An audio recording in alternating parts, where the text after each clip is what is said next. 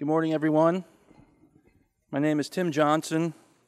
I'm Associate Director for Museum Programs here at the National Museum of the American Indian. On behalf of the museum, I welcome you to this symposium, Nation to Nation, Treaties Between the United States and American Indian Nations. Welcome to our distinguished speakers, many of whom are contributors to the book that accompanies this symposium and the exhibition that it celebrates. Welcome to the leaders and members of government and private organizations in attendance, and welcome to all the interested parties who have joined us in the audience and who are viewing the live webcast today. This special symposium celebrates the opening of the National Museum of the American Indians landmark exhibition, Nation to Nation, Treaties Between the United States and American Indian Nations. Distinguished scholars, authors, and governmental leaders will speak today about the past, present, and future of treaties between the United States and Native nations. They will discuss treaties that rest at the heart of American history and that have had an incalculable effect on lands, cultures, and lives, not only of American Indians, but of all Americans. Sharing that history is part of our role as an educational institution dedicated to increasing and diffusing knowledge about Native history and culture. As we celebrate the 25th anniversary of the founding of our museum and the 10th anniversary of the opening of our flagship museum here on the National Mall in Washington, D.C., it is most fitting that we present this program. Within the growth and development of this institution over the past 10 years, it's important to note that this exhibit signals a discernible programmatic shift in emphasis toward the increased examination and presentation of American Indian history, which is also to say America's history.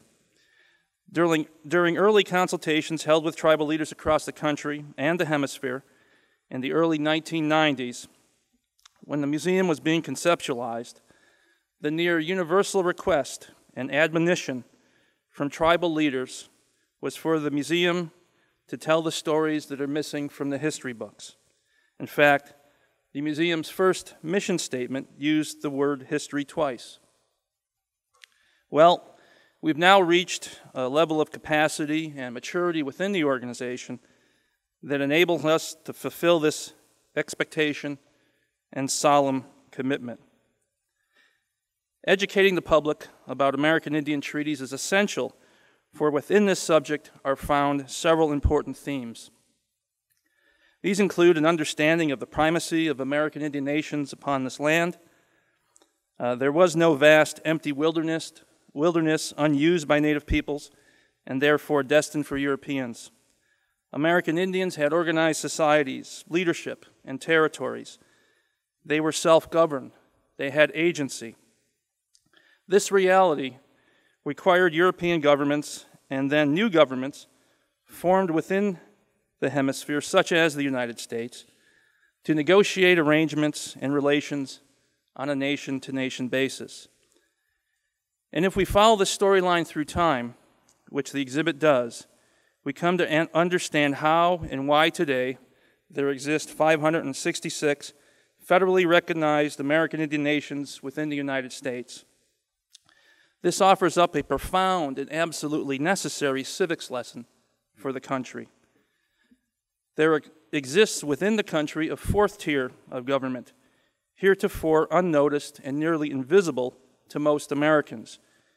Yet there are American Indian governments located throughout the land making daily decisions about the lives and futures of their peoples, and that are in a constant state of engagement with municipal, state, and federal governments.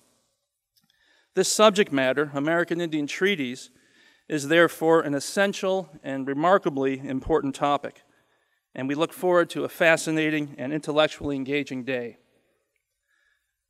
The museum would like to acknowledge the members of the National Museum of the American Indians Lawyers Council who have demonstrated their commitment to Indian country and to the sovereignty of Native nations through their support of the Nation to Nation exhibition and this symposium.